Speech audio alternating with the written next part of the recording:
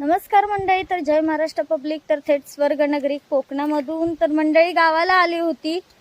Show होता तर आज जायचा विचार होता, पण म्हटलं नको जाऊया, कारण तुमच्याकडे सुद्धा पाऊस लागतोय की नाही हे मला आधी कमेंटमध्ये सांगा. आणि खरंच हा पाऊस लागण्यासाठी जबाबदार कोण आहे? तुम्ही आणि आम्हीच. कारण आपल्यालाच हवंय रस्त्याचे चौपदरीकरण आणि त्याच्यामुळे मोठ्या प्रमाणामध्ये जंगलतोड चालू आहे. आणि आपण पावसाला सुद्धा दोष देऊन काहीच उपयोग नाहीये. ह्याच्यामध्ये आपलंच गरीब लोकांचं नुकसान आहे. कोकणी माणूस अक्षरशः मी 2 दिवस आमच्याच गावामध्ये मी बघते की माणूस 2 मिनिटं घरात थांबू शकत नाहीये. का तर जरा ऊन पडलं तर कुठेतरी भात सुकवायला गेलं की लगेच पाऊस पडतो. तेच भात लगेच कवळून भारे आणून घरात झोडून टाकावं लागतंय. काय करणार? कारण पेंडे सुद्धा ओले आपण बांधून ठेवू शकत नाहीये.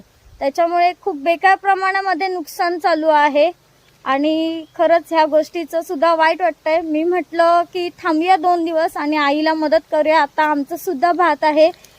कालच थोडंसं भात आम्ही कवळून घरी नेलेलं, तोपर्यंत पाऊस आला आणि आता बघा किती वारा वगैरे सुटला. ह्याच्यामुळे आजारपण पण वाढत चाललेलं आहे.